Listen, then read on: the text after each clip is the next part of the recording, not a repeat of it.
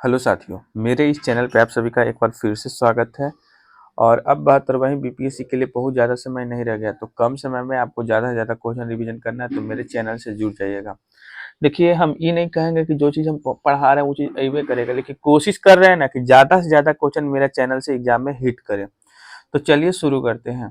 तो सबसे पहला क्वेश्चन है कि सेपक टेकरा विश्व कप 2025, ये जो सेपक टेकरा विश्व कप 2025 है, इसका आयोजन मार्च 2025 में हुआ था।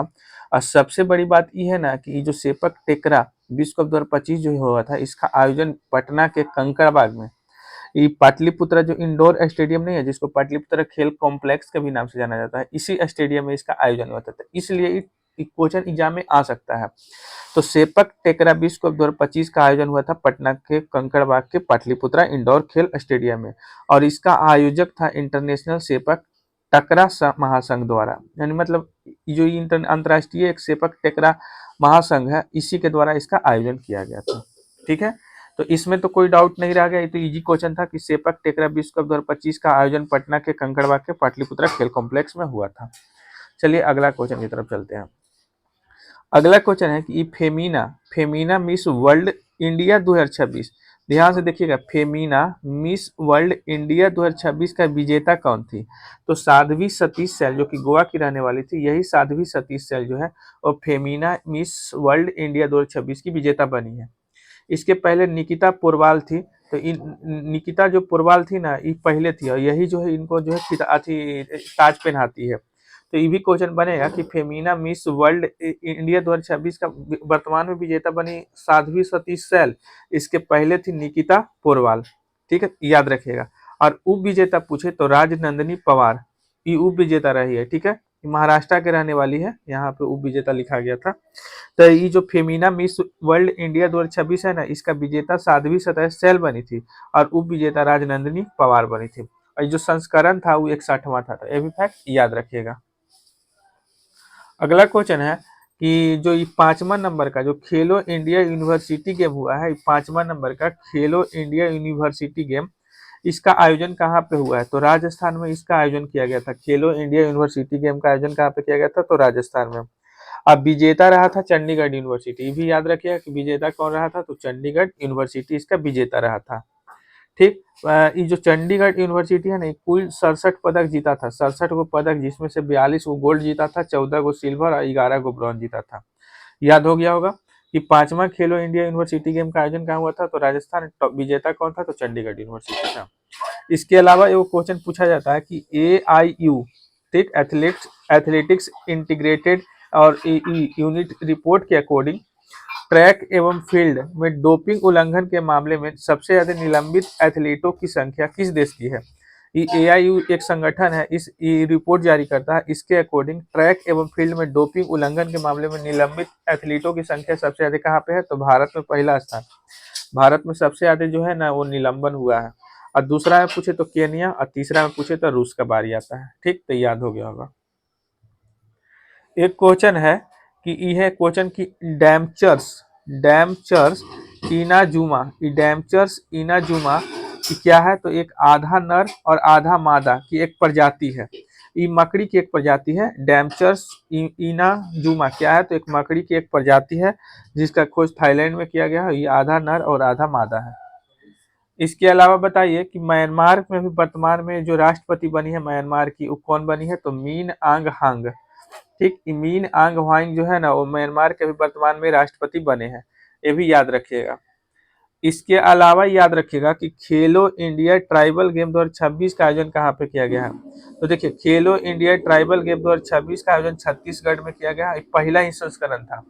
खेलो इंडिया ट्राइबल गेम्स का जो संस्करण है वो पहला ही था 2026 वाला, और इसका आयोजन छत्तीसगढ़ में किया गया था 25 मार्च से लेकर के 3 अप्रैल तक।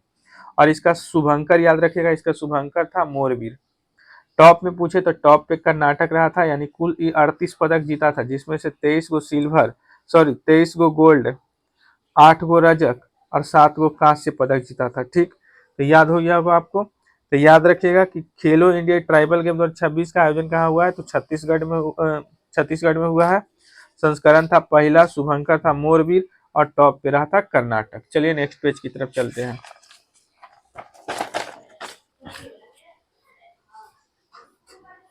अगला क्वेश्चन है कि मिशन सुदर्शन चक्र, ये जो मिशन सुदर्शन चक्र है, ये मिशन सुदर्शन चक्र है क्या? तो ये भारत की एक महत्वाकांक्षी राष्ट्रीय सुरक्षा पहल है। ठीक, मिशन सुदर्शन चक्र एक राष्ट्रीय सुरक्षा पहल है भारत का, और इसका उद्देश्य क्या है? तो 2035 तक देश के लिए एक स्वदेशी, बहुस्तरीय और एआई से लैस एयर और मिसाइल रक्षा ढाल विकसित करना।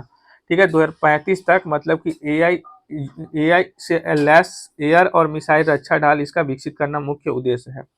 ठीक है, अगला क्वेश्चन है कि container port performance index 2025, container port performance index 2025 सबसे पहले जारीकर्ता आपसे पूछा जा सकता है कि इसको जारी कौन करता है? तो विश्व बैंक समूह और एक S&P ग्लोबल इंटेलिजेंस एक समूह है, ये दोनों मिल करके इसको जारी करता है। तो विश्व बैंक और S&P ग्लोबल इंटेलिजेंस, ये दोनों संगठन मिल करके इसको जारी करता है।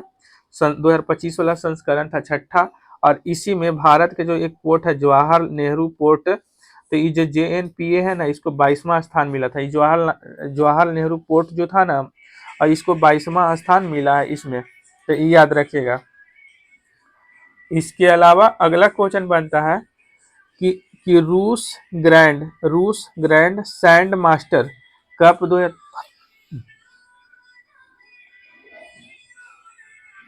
अगला क्वेश्चन है कि रूस ग्रैंड सैंड मास्टर कप 2026, तो रूस ग्रैंड सैंड मास्टर कप 2026 का विजेता कौन रहा था? तो सुदर्शन पटनायक भारत की तरफ से। रूस ग्रैंड सैंड मास्टर कप 2026 का विजेता सुदर्शन पटनायक रहा था, और इसका आयोजन कहाँ पे हुआ था? तो रूस देश के एक कलिनग्रैंड एक शहर है, कलिनग्रैंड जो एक शहर है, यहीं पे इसका आयोजन हुआ था, और इसका थीम था climate change and global warming. तो याद रखिएगा कि रूस ग्रैंड सैंड मास्टर कप 2026 का विजेता कौन है? तो सुदर्शन पटनायक है। ठीक, ये तीन चीज याद रखिएगा। इसका आयोजन कहाँ पे हुआ था, थीम का क्या था इसका। ठीक, रूस ग्रैंड सैंड मास्टर कप 2026 का विजेता सुदर्शन पटनायक रहा था। इसका आयोजन हुआ था कलिनिंग्रैड रसिया में, और इसका थीम था climate change and global warming.